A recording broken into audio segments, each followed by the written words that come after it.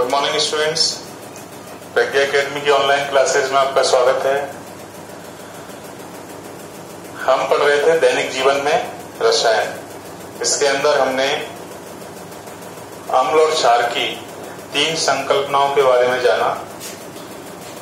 तीनों में अम्ल और क्षार को अलग अलग प्रकार से परिभाषित किया गया। पहली संकल्पना हमने पढ़ी थी आर्हेनियस की अम्ल क्षार संकल्पना। दूसरी हमने पढ़ी ब्रॉन्स्टेड-लॉरी संकल्पना और तीसरी संकल्पना हमने देखी थी लुईस संकल्पना। तीनों में अंतर क्या है? तीनों में डिफरेंस ये है कि सबसे पहले आर्हेनियस ने अम्ल और क्षार को हाइड्रोजन आयन और हाइड्रोक्सिल आयन के आधार पर, ठीक है, किसके आधार पर? हाइड्रोजन आयन और हाइड्रोक्सिल आयन के आधार पर क्या किया? वर्गीकृत किया। दूसरी जो संकल्पना थी उसमें ब्रॉन्स्टेड-लॉरी ने अम्ल और क्षार को प्रोटॉन के आधार पर, किसके आधार पर? प्रोटॉन के आधार पर वर्गीकृत किया। और तीसरी जो संकल्पना थी उसमें लुईस ने अम्ल और क्षार को इलेक्ट्रॉन युग्म के आधार पर अम्ल और क्षार में वर्गीकृत किया, ठीक है।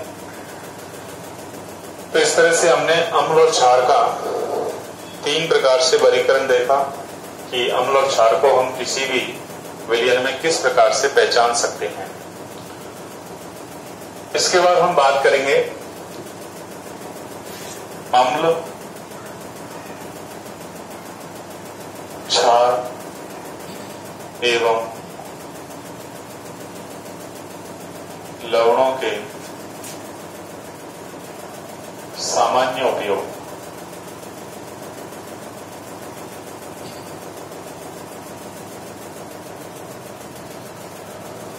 तो इसमें सबसे पहले अपन देखेंगे क्या? अम्लों के उपयोग।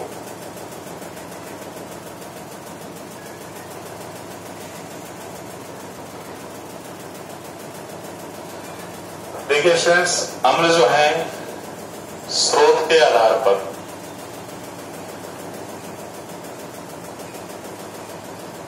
अम्लों को 2 भागों में बांटा जा सकता है। पहले हैं आपके खनिज अम्ल। पहले कौन से हैं? खनिज अम्ल। और दूसरे हैं आपके कार्बनिक अम्ल, ठीक है। खनिज अम्ल क्या है? जैसे HCl, H2SO4, HNO3, H2CO3, H2SO3, ठीक है। हाइड्रोक्लोरिक अम्ल, सल्फ्यूरिक अम्ल, नाइट्रिक अम्ल, कार्बनिक अम्ल, कार्बोनिक अम्ल और सल्फ्यूरस अम्ल, ठीक है। ये सब क्या है? खनिज अम्ल है। इसके विपरीत ऐसे अम्ल जो कि पौधे एवं जंतुओं द्वारा प्राकृतिक स्रोतों से प्राप्त होते हैं, ठीक है। प्राकृतिक स्रोतों से प्राप्त होने वाले जो अम्ल हैं वो क्या कहलाते हैं? आपके कार्बनिक अम्ल कहलाते हैं। इसमें आपके जैसे देखें अपन एसिटिक अम्ल, विभिन्न खाद्य पदार्थों में जो अम्ल पाए जाते हैं सब क्या है? आपके कार्बनिक अम्ल हैं, जिसमें आपके प्रमुख रूप से एसिटिक अम्ल, फार्मिक अम्ल, सिट्रिक अम्ल, मैलिक अम्ल, लैक्टिक अम्ल, ये सब प्राकृतिक स्रोतों से प्राप्त होते हैं, इसलिए इनको क्या कहा जाता है? कार्बनिक अम्ल कहा जाता है, ठीक है। तो इन सभी अम्लों का कहीं ना कहीं हमारे दैनिक जीवन में किसी न किसी रूप में उपयोग किया जाता है। इसमें सबसे पहले अपन देखेंगे HCl का उपयोग। HCl जो है इसको नमक का तेजाब भी कहा जाता है। नमक का तेजाब, बाजार से हम जो बोतल लेके आते हैं तेजाब की, सफाई के लिए, वो यही अम्ल है हाइड्रोक्लोरिक अम्ल, इसको नमक का तेजाब कहते हैं। इसके उपयोग में देखें तो बड़े उद्योगों में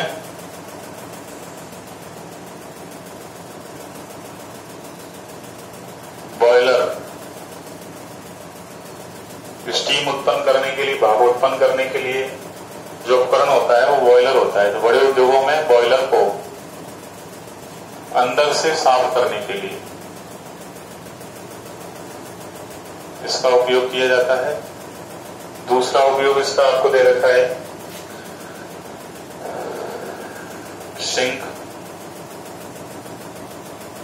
सैनिटरी, इसके अलावा आपकी टाइल्स आदि को साफ करने में भी हाइड्रोक्लोरिक अम्ल का उपयोग किया जाता है। इसके बाद दूसरा दे रखा है आपको इसमें HNO3। HNO3 इसका रासायनिक नाम है नाइट्रिक अम्ल, या इसको नाइट्रिक अम्ल कहा जाता है, ठीक है। और इसको सोरे का तेजाब भी कहते हैं, सोरे का तेजाब। नाइट्रिक अम्ल जो है इसके उपयोग देखें तो इसका उपयोग आपको दे रखा है सोने एवं चांदी के आभूषणों को साफ करने में।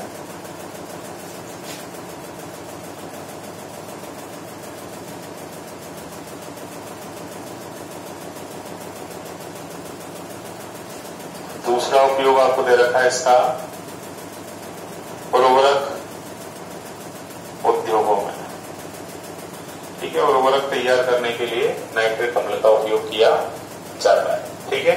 अब ये दोनों जो अम्ल हैं इनसे एक अन्य अम्ल तैयार किया जाता है, वो क्या है? वो है एक्वा रेजिया। क्या है स्टूडेंट्स? वो एक्वा रेजिया। एक्वा रेजिया क्या होता है? एक्वा रेजिया है 3 भाग HCl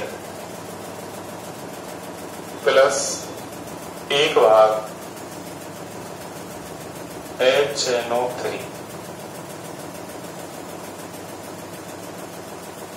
इसका मतलब क्या हुआ? जैसे मान लीजिए आप 100 ml बना रहे हैं, ठीक है, तो उसमें 75 ml क्या होगा? HCl, 3 भाग हो गया, प्लस 25 ml क्या होगा? HNO3। तो इस तरह से एक प्रबल अम्ल मिलकर बनकर तैयार होता है जिसे हम बोलते हैं एक्वा रेजिया, ठीक है। एक्वा रेजिया जो है एक प्रबल अम्ल है। परीक्षा में प्रश्न पूछ लिया जाता है एक्वा रेजिया क्या है, तो एक्वा रेजिया इसको अम्लराज कहते हैं। तो एक्वा रेजिया या अम्लराज जो है क्या है? 3 भाग HCl और 1 भाग HNO3 का मिश्रण एक्वा रेजिया या अम्लराज कहलाता है, ठीक है स्टूडेंट्स। इसके बाद आ जाइए H2SO4। H2SO4 क्या है? H2SO4 जो है इसको सल्फ्यूरिक अम्ल कहते हैं। प्रयोगशाला में किस नाम से मिलता है? सल्फ्यूरिक अम्ल के नाम से, ठीक है। और इसको साधारण नाम क्या है इसका? गंधक का तेजाब। गंधक के तेजाब के रूप में ये आपको मार्केट में उपलब्ध होता है। इसके बाद देखिए इसके उपयोग देखें तो उपयोगों में बैटरी जो होती है आपकी वाहनों में काम आने वाली बैटरी, घरों में इन्वर्टर के अंदर काम आने वाली बैटरी, ठीक है, सेल, इनके अंदर जो है इस अम्ल का प्रमुखता से उपयोग किया जाता है। दूसरा, बड़े उद्योगों में भी सल्फ्यूरिक अम्ल का बहुतायत से उपयोग किया जाता है, ठीक है। इसका सभी अम्लों में सर्वाधिक उपयोग होता है। सर्वाधिक उपयोग सल्फ्यूरिक अम्ल का होता है, इसलिए इसे क्या कहते हैं? अम्लों का राजा, ठीक है। सब्जियों में सबसे ज्यादा उपयोग आलू का, इसलिए आलू को क्या कह दिया, सब्जी का राजा, सब्जियों का राजा। इसी तरह अम्लों में सर्वाधिक उपयोग सल्फ्यूरिक अम्ल का, इसलिए इसको क्या कह दिया, अम्लों का राजा इसको कहा जाता है। ठीक है। एक चीज महत्वपूर्ण जो इससे जुड़ी हुई है क्या, कि किसी भी देश के, कोई भी देश है, उस देश में H2SO4 का जितना ज्यादा उपयोग किया जाता है, वो देश औद्योगिक दृष्टि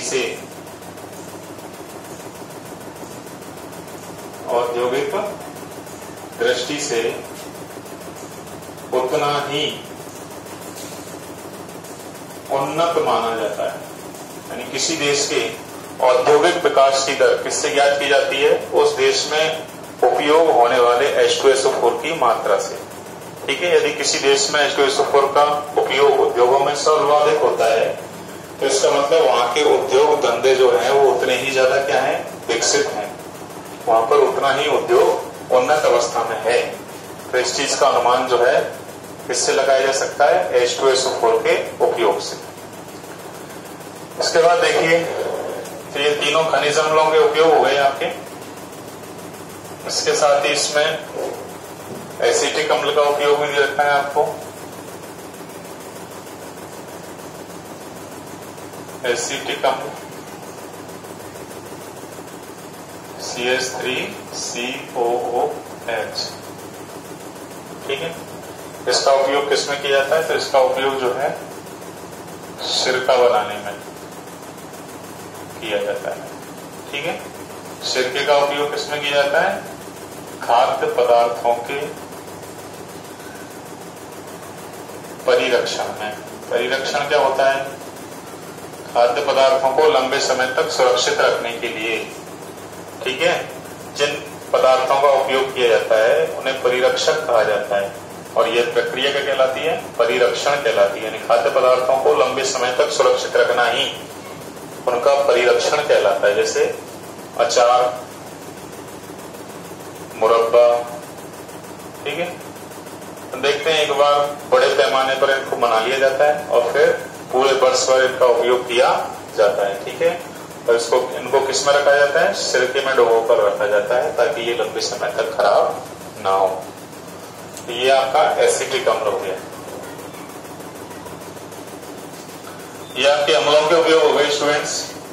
कौन कौन से अम्लों के उपयोग पड़े अपन ने, सबसे पहले हाइड्रोक्लोरिक अम्ल, उसके बाद नाइट्रिक अम्ल, उसके बाद सल्फ्यूरिक अम्ल और फिर एसिटिक अम्ल। 4 अम्लों के उपयोग हमने प्रमुख रूप से यहाँ पर पढ़े। अम्लों की तरह ही क्षार जो है, ये भी हमारे दैनिक जीवन में बहुत ज्यादा उपयोगी है। क्षारों का भी हमारे दैनिक जीवन में बहुत ऐसे उपयोग किया जाता है, जिसमें आपके सबसे पहले सोडियम हाइड्रोक्साइड। ठीक है। इसका उपयोग साबुन, अपमार्जक, कागज,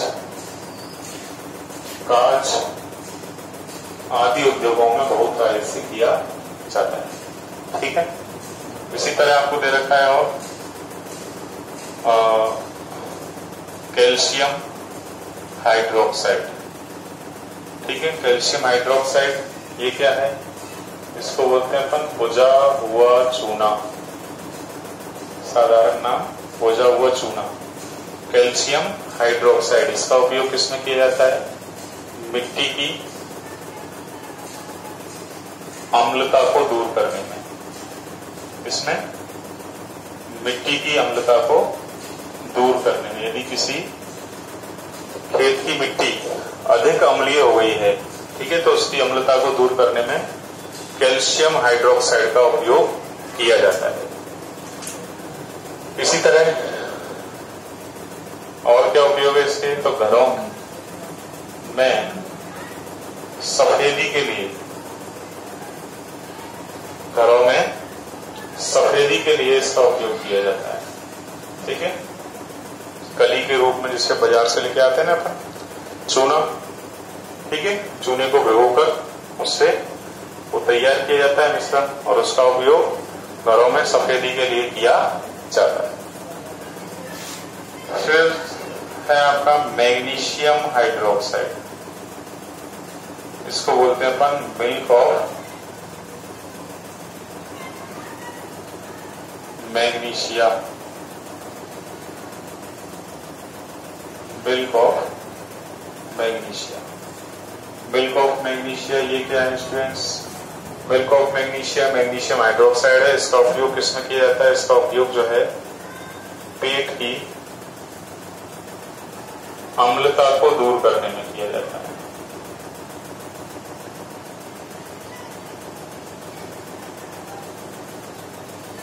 ठीक है, पेट की अम्लता को दूर करने में प्रश्न परीक्षा में पूछ लिया जाता है, पेट की अम्लता को दूर करने में किस पदार्थ का उपयोग किया जाता है? तो इसको दूर करने के लिए जो है मिल्क ऑफ मैग्नीशिया का उपयोग किया जाता है। ठीक है, इसके बाद देखिए कुछ लवणों के उपयोग आपको दे रखे हैं। तो इसमें सबसे पहले दे रखा है आपको silver nitrate. Silver nitrate AgNO3 नाम क्या है इसका? Silver nitrate. इसका उपयोग किसमें किया जाता है? तो इसका उपयोग जो है फोटोग्राफी में प्रमुखता से किया जाता है। इसमें किया जाता है, फोटोग्राफी में किया जाता है इसका उपयोग प्रमुखता से। ठीक है, इसके अलावा दे रखा है आपको ammonium nitrate NH4NO3। Ammonium nitrate जो है इसका उपयोग किसमें किया जाता है? तो इसका उपयोग प्रमुखता से आपका जो है उर्वरक उद्योग में, विस्फोटक पदार्थ बनाने में, इसका उपयोग प्रमुखता से किया जाता है। इसी तरह आपको दे रखा है और फिटकरी एलम, इसका सूत्र है P2SO4 डॉट Al2SO4 का होल थ्राइस डॉट 24H2O। ये फिटकरी है आपकी। इसका उपयोग प्रमुखता से पेयजल के शुद्धिकरण में किया जाता है। किसमें किया जाता है? पेयजल के शुद्धिकरण में किया जाता है।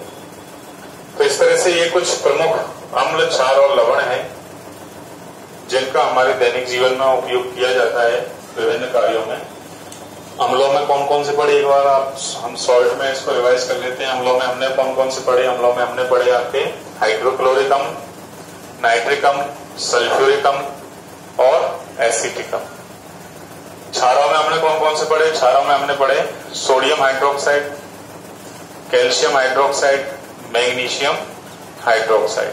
ठीक है, इसके अलावा लवण कौन कौन से पढ़े हमने? लवणों में हमने पढ़े AgNO3 silver nitrate, ammonium nitrate और फिटकरी। ठीक है, ये कुछ प्रमुख अम्ल, क्षार और लवण है। इसके अलावा इस लेसन के अंदर आगे और भी लवणों के बारे में हम पढ़ेंगे, कुछ क्षारों के बारे में भी हम पढ़ेंगे।